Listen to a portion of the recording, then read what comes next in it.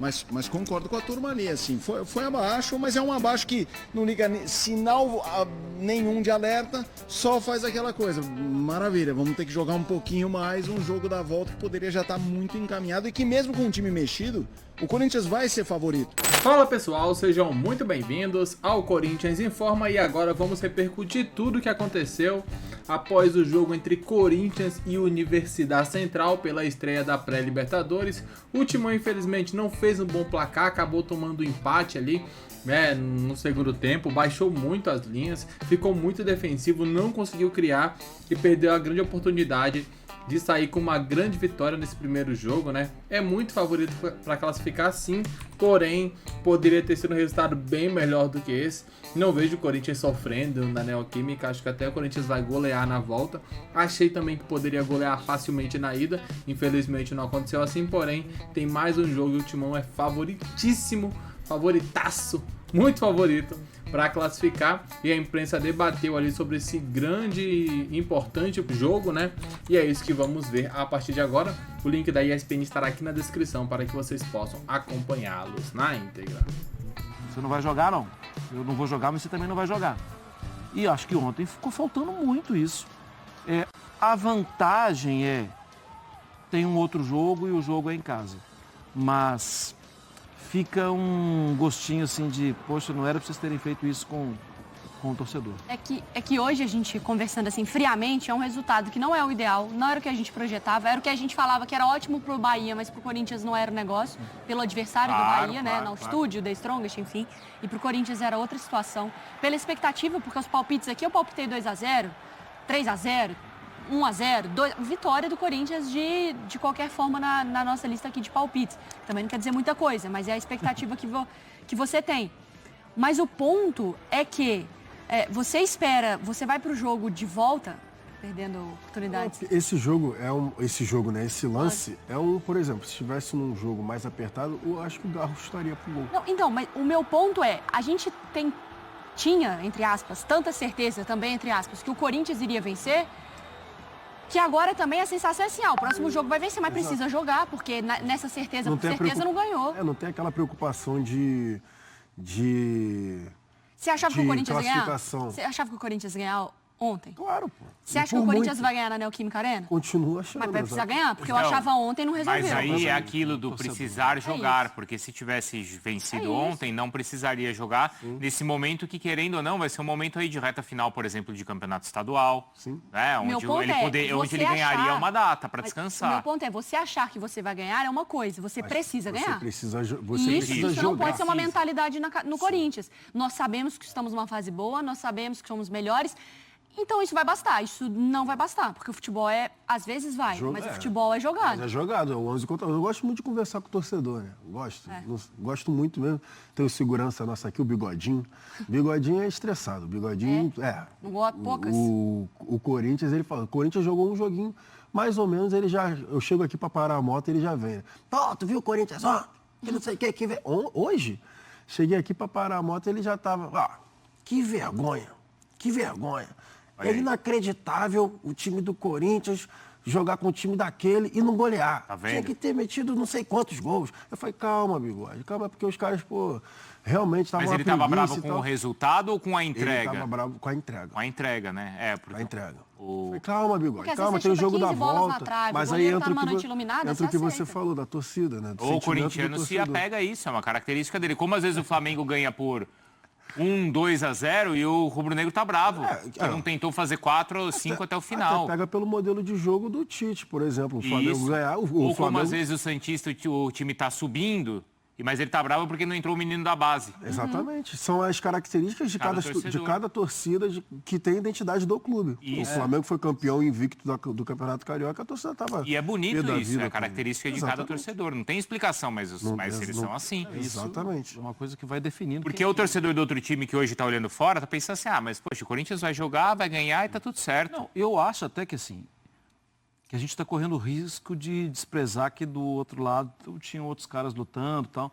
Mas, gente, a diferença técnica é muito grande. É um abismo. Era o primeiro jogo de competição internacional da Universidade. Mas essa coisa da competição internacional, acho que também deveria entrar no Corinthians.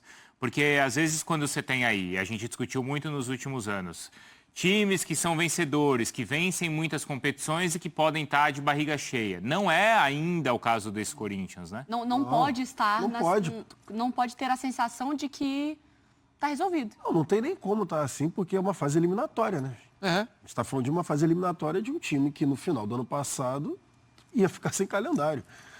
Então você não pode, o rei na barriga, né, que fala. Não tem como, você tem que competir, você tem que jogar. Até pode falar. Não vai, fala. Não, porque assim, daqui a pouco pode ser o Barcelona de Guayaquil. Exato, a próxima fase. Por isso que eu falei na primeira hora em relação ao adversário. É quando você tem um adversário que o sarrafo é puxado. Claro. O adversário era mais fraco. E acontece, gente. Acontece, por exemplo, às vezes você tem o seu time aí de pelado, você disputa campeonato no final de semana, você pega um adversário inferior, seu time não joga bem. Porque o sarrafo estava um pouco mais para baixo. É o toquinho a mais que você tenta Exato. dar, é o aquele drible, lance ali do a Garro, entrada que você não dá. Aquele lance ali do Garro que eu questionei foi isso. Tudo bem, estava dividido, estava apertado, mas de repente o Garro ia pegar, dar-lhe um chutão e não ia tentar dar o passe. Pimba, como você gosta de dizer, e não ia dar o passe. O Donan e também o Felipe Mota estão com a gente, então a gente chegou numa resposta. Qual seria? É a solução, tá bom? Felipe Mota e Donan participando direto da Argentina. Não pode jogar nunca contra a equipe mais fraca. Só pode jogar com... Só clássico. Só clássico, porque aí o sarrafo sobe, o foco aumenta. Agora, jogar contra time ruim não é negócio pra ninguém, hein? Só pode time bom. Olha a cara do Domingo. É isso. Dá sorte no sorteio, não. Imagina, o bom é cair no grupo da morte, né? Quando chega nessa fase. Uou, caímos no grupo da morte, só estamos enfrentando 12 títulos na primeira fase, eu concordo. Assim, eu não acho que precisa pesar a mão. Assim, a gente sabe que está controlado, assim, para o segundo jogo. O time da venezuelano, a Universidade Central, é fraco. Mas é isso. Fraco é apelido, hein? Mas se esperava ontem. E assim, ganhar. 1-0, 2-0, não precisava meter 8 fora o baile, não é isso. Até pro Corinthians manobrar melhor a situação, assim, né? Ter mais margem. Peraí, no fim de semana tem mata-mata de Paulistão ou fase anterior. A gente sabe que o último jogo da fase de grupos do Paulistão não é importante, o Corinthians já está super bem, mas concordo com a turma ali, assim, foi abaixo, mas é um abaixo que não liga sinal nenhum de alerta, só faz aquela coisa, maravilha, vamos ter que jogar um pouquinho mais, um jogo da volta que poderia já estar muito encaminhado e que mesmo com um time mexido, o Corinthians vai ser favorito. Só que agora, depois de empatar o primeiro, quem é que vai arriscar colocar um time mexido para minimamente correr um risco de se virar o intervalo empatado, já vai ficar aquela coisa. Ai, meu Deus do céu, dona. Exatamente. Eu estava escutando atentamente o debate e assim, a gente tinha uma expectativa, e falava ontem no Sport Center, de uma vitória do Corinthians pela diferença. Sim. E eu concordo com o termo que o Marra utilizou no início do programa. O adversário é horroroso. Horroroso.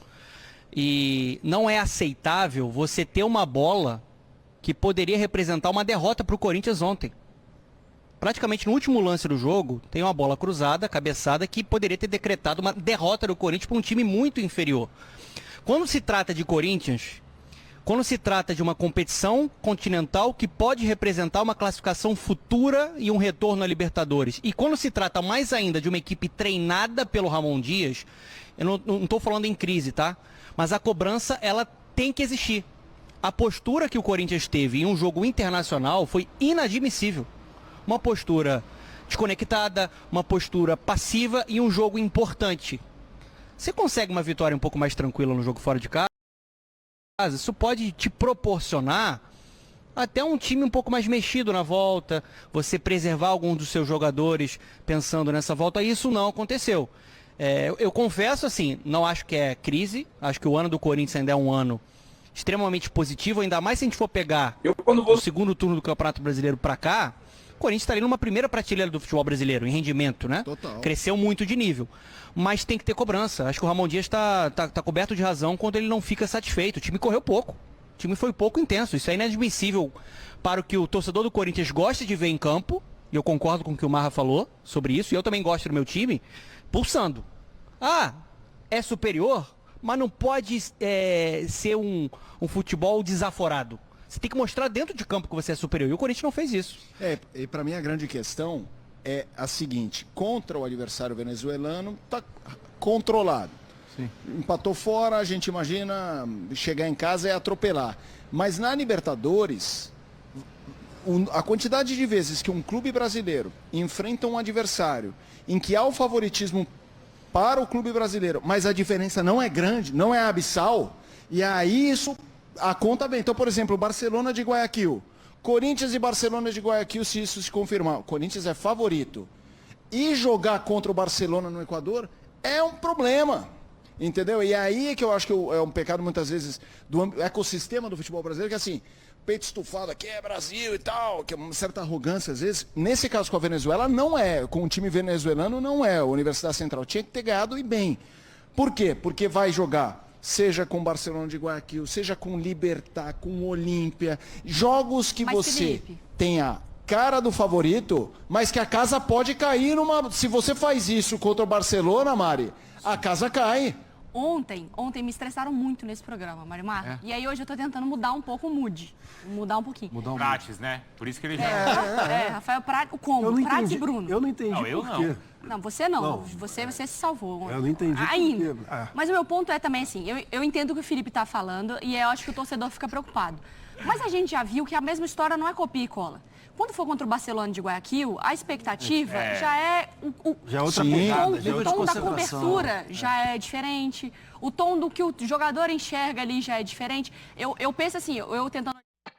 É engraçado, né? Porque a maneira do Corinthians muda dependendo do jogo. Eu acho que não só com o Corinthians, mas é bem comum também com outros times. Quando o adversário é um pouco mais fraco, você tem a tendência de tirar um pouco o pé. Aí quando é um clássico, você já entra já ligado, 220, toda a bola é a última bola do campeonato, sabe? Então isso ficou muito evidente nesse jogo, onde parecia o Corinthians meio displicente, sabe? Meio não querendo nada com nada, 1-0 tava bom e não é assim. A gente viu que não é dessa maneira que deve se agir. Então, consequentemente, o time acabou recuando muito no segundo tempo e os caras tiveram uma chance no finalzinho ali. Fizeram esse gol, claro, que também foi contra ainda. E depois quase viram o jogo, né? Mas assim, um futebol muito fraco desse rival do Universidade, assim, o Corinthians poderia ter goleado se jogasse aquilo que vinha jogando nos últimos jogos, sabe? Mas em casa não tô nem um pouco preocupado, acho que o Corinthians vai meter uns 3-4, vai ser um atropelo na volta. Eu quero saber o que vocês pensam, comentem abaixo, porque é importante a participação de vocês. Daqui a pouco voltaremos com mais informações, né? Repercutindo tudo sobre esse jogo e também o que esperar para a volta, já que o Timão vai ter ali que vencer jogando em casa, com o apoio da torcida. Até logo mais. Valeu!